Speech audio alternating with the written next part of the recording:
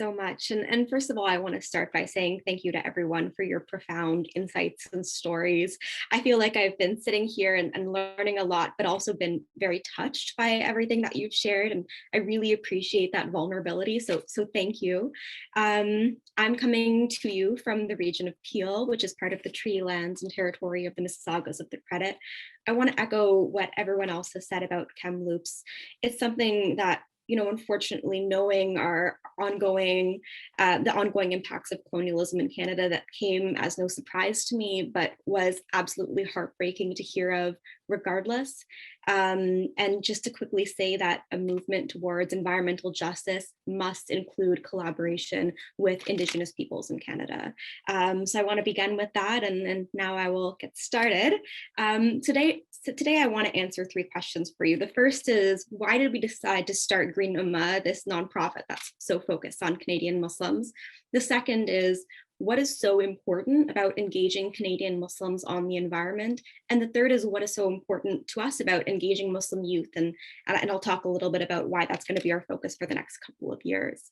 So first of all, on Green Ummah, pre-COVID, and this seems like a dream now, we were sitting around my dining room table downstairs, myself and a couple of friends, and we had all come from like a Muslim community organizing background, and we were kind of surprised that we hadn't heard a lot about engaging Canadian Muslims on the environment at a national level. There was some work done. It didn't feel like it had reached any of us, and we all had come from different backgrounds, not environmental science by any means, but we had a shared passion for the environment and for knowing what we know about our faith at Islam and what it says about the environment.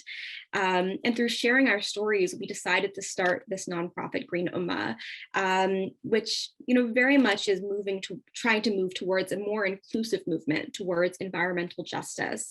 Our focus is on engaging, educating, and empowering Canadian Muslims to become change makers in the environmental movement, with that focus on environmental justice. So why is it so important for us to engage Canadian Muslims in the environment? First of all, as Brother Yusuf said so well, that in our Quran, in our faith, it talks about how we are the Khalifa of the earth. And this word has many meanings. It means that we are the deputy, the guardian, the friend, the steward of the earth. And so it's something that's actually embedded in Islam, that we have this religious obligation to balance into a respectful relationship with our world. And that's something that I think we should be paying attention to. There are over 1 million Muslims in Canada, and many of us actually, especially in Ontario, we live in key ridings that could influence the outcomes of election. And I say that point because I think that we have huge potential to make a difference for the environment, and that includes politically. So that's really important to me. And I think that if we engage Muslims through a faith-based approach on the environment, that could serve as a really important piece of inspiration for many.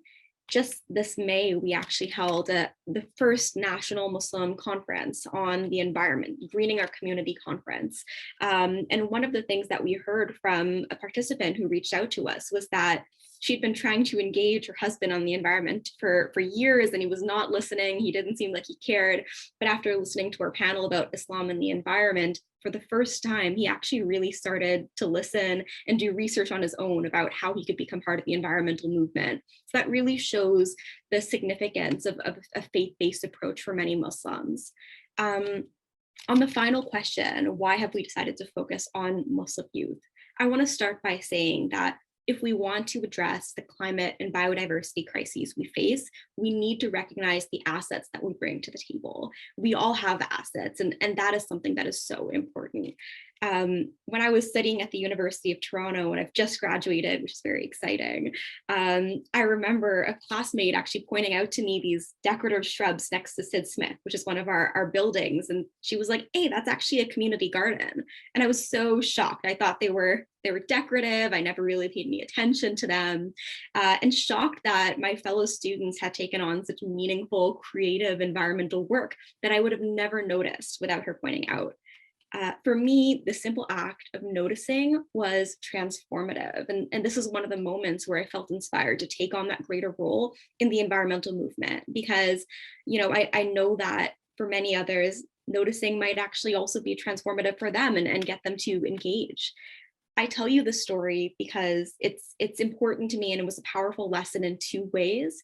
First, it's that people are already doing the work. Many people on the panel are already doing the work. Many people in your communities are already doing the work.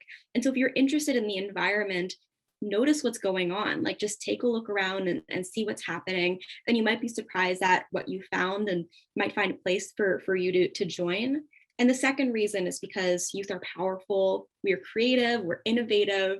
People my age have been experimenting with like hydroponics and rooftop gardens, and that's just the beginning. We need to recognize these assets that we bring to the table. And maybe you don't have a knowledge of the environment, and I think that's totally okay. As has been said before, this needs to have global participation in the environmental movement. And so whatever it is that you specialize in, if it's community advocacy, if it's law, if it's engineering, those are all, you know, different important parts of this environmental movement that we need to consider and include. I'm going to end by speaking a bit about what the work is that we're doing. So knowing what we know about Muslim youth, our next couple of years is shaped around our upcoming project, which is called the Greening Our Communities Toolkit. We've been working with educational consultants and with the support of Nature Canada to develop this first of its kind toolkit, which is targeted towards Muslim youth and focuses on 4 central questions.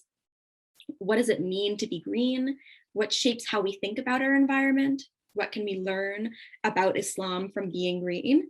And how can you become a change maker in the environmental movement? And my hope is that through this toolkit, we'll be able to take people through that same journey that I went through, from noticing your environment, noticing why you think about the environment in certain ways. And so a little bit of that work of recognizing how, you know, Eurocentric beliefs actually very much influence how we engage with the environment. And then also moving towards recognizing the assets that we carry and how we can use that to help shape our communities and really, you know, radically include a perspective of sustainability and balance and respect for the environment in everything that we do. Our focus of this toolkit is to empower. We know that people bring assets, and I really, if you're interested in, you know, paying attention and interested in learning more about yourself and the environment around you, please feel free to follow us at Green Ummah, and our toolkit will hopefully be released in the next couple of months. Yeah, so that's what I had to say, and I really hope you learn from it. And once again, I just want to say thank you so much to everyone for giving me this space.